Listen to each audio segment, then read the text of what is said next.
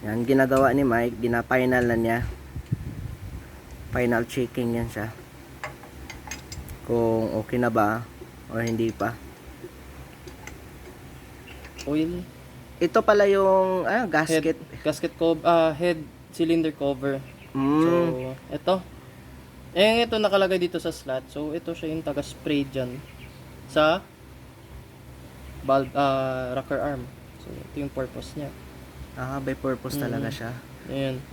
Pag mag-DIY ka niyan, pag magkamali ka, paano order Pag talaga yan? babarado to, kawawa yung rocker arm niya.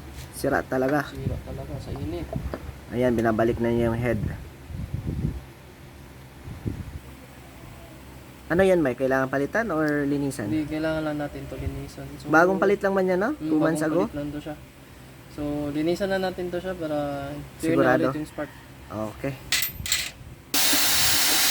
Ayan, lilinisan niya yung spark plug.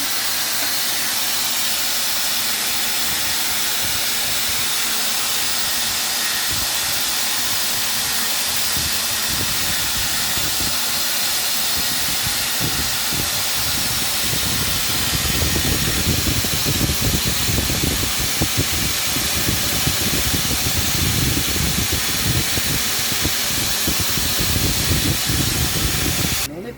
Ito yung finished product. Parang wala lang. Parang bagong bili lang.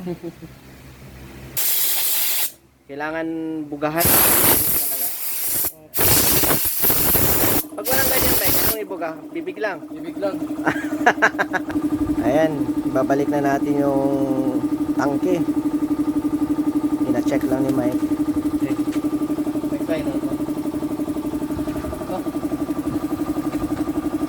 Mike, minsan ba naaamoy ko man yung gasolina pero walang tumutulo? Anong ibig sabihin, indication nun?